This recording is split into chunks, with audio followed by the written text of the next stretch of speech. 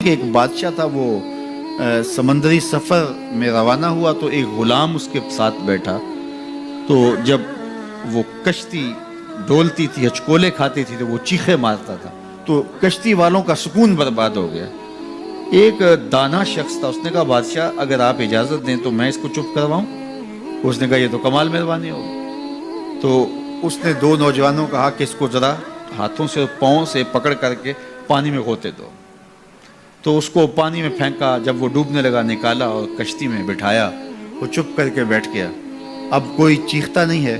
تو بادشاہ نے کہا کہ اے دانا شخص، مجھے سمجھ نہیں آئی کہ یہ شخص کو آپ نے کیسے چپ کروا دیا. کہا بادشاہ دریا میں غرق ہونے کی تکلیف کو نہیں جانتا تھا، اس لیے کشتی کی سلامتی کی قدر نہیں تھی اس کو. اب اس نے وہ غرق ہونے کی تکلیف دیکھ لی، اب کشتی کی سلامتی کی اس کو قدر ہو گئی ہے. تو اللہ نے جو ہمیں عطا کیا ہے، آپ دیکھیں کہ اس سے نیچے کتنے لوگ بستے ہیں. جب آپ نیچے فرشت دیکھیں گے جو بیچارے نانے شبینہ کو ترستے ہیں. اگر مجھے تھوڑی سی تکلیف ہے اور میں جو ہے وہ اس تکلیف میں ناشکری کرنے بیٹھ جاتا ہوں، تو میاں وہ لوگ بھی ہیں جو بیچارے اپنی مرضی سے اپنا ہاتھ بھی نہیں اٹھا سکتے، جن کی عیدیں بھی جو ہیں وہ ہاسپٹل کے اندر گزرتی ہیں، وہ کئی سالوں کے اندر وہاں اذیت میں مبتلا ہیں. جب آپ دیکھیں گے تو کہیں گے مالک میں جس حال میں ہوں اس پہ تیرا شکر ہے. شیخ سعدی فرماتے ہیں میں دمشق کی جامع مسجد میں نماز جمعہ کے بعد نکل رہا تھا تو میرے کسی نے جوتے اٹھا لیے. تو یہ شروع سے ہوتا آیا ہے. تو کہتے ہیں کہ میں ننگے پاؤں جا رہا تھا اور میری حالت یہ تھی کہ میں جوتا خریدنے کی استطاعت بھی نہیں رکھتا تھا. تو میں دل میں شکوہ کناں تھا کہ اتنا بڑا لوگ تجھے امام سمجھتے ہیں اور تیری یہ مالی پوزیشن کہ جوتے بھی نہیں خرید سکتا.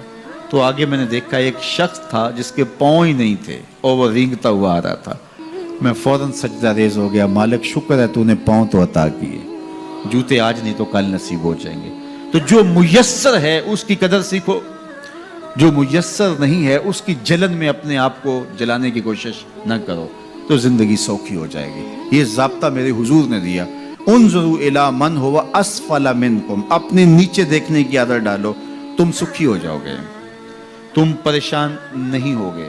لیکن اگر شوق ہو تمہیں اوپر دیکھنے کا تو فرمایا پھر دین میں جو اپنے سے اوپر ہیں ان کو دیکھو. کہ میں تو یار صرف 5 پڑھتا ہوں، یہ تہجد بھی پڑھتا ہے. میں تو صرف رمضان کے فرض روزے رکھتا ہوں اور یہ ہر ماہ نفلی بھی رکھتا ہے. میں تو صرف زکوٰۃ دیتا ہوں، یہ صدقات و خیرات بھی کثرت سے کرتا ہے، یہ لوگوں کے کام بھی آتا ہے، دکھیوں کی مدد بھی کرتا ہے. تو پھر ان کو دیکھو گے تو پھر تمہارے عمل میں قوت پیدا ہوگی.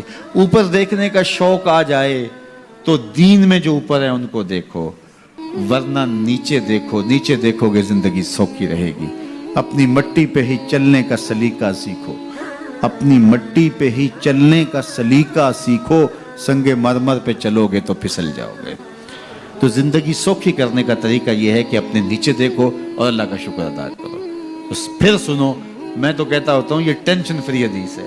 سید علی المرتضیٰ فرماتے ہیں حضور نے فرمایا جو اللہ کے دیے گئے تھوڑے رزق پہ راضی ہو گیا، اللہ اس کے تھوڑے عملوں پہ راضی ہو جائے گا.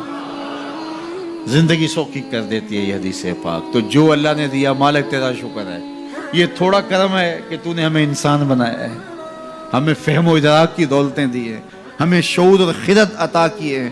کتنی مخلوقات ہیں جو سارا دن شدت کی گرمی میں بوجھ اٹھاتی ہیں اور چارہ جا کے جو ہے وہ باہر سے لے رہی ہوتی ہیں، وہ بھی تو تیری مخلوقات ہیں. تو نے ہمیں انسان بنایا، انسانوں کے گھر میں پیدا کیا، اور میں اور آپ تو اس کا شکر ادا نہیں کر سکتے کہ ہمیں اللہ نے محمد عربی کا غلام بنایا ہے، حضور کا امتی بنایا ہے. میری خوش قسمتی میں تیرا امتی، یہ میرا مقدر ہے، یہ آپ کا مقدر ہے. جس کے لیے نبی آرزویں کرتے رہے، تمنائیں کرتے رہے، لوگ راہیں تکتے رہے، منتظر رہے، صدیوں انتظار کرتے رہے، لیکن ہم نے کوئی انتظار نہیں کیا. آنکھ کھولی، ہمارے والد صاحب مسجد سے مولوی صاحب کو بلا لائے، انہوں نے کان میں آ کے اذان دیتے ہوئے کہا مبارک ہو تو حضور کا غلام بن کے آیا. شاہوں سے ملا ہے نہ تونگر سے ملا ہے، اللہ کا عرفان اسی در سے ملا ہے. اوروں کو ملا ہے تو مقدر سے ملا ہے، مجھ کو تو مقدر بھی تیرے در سے ملا ہے. یہ میری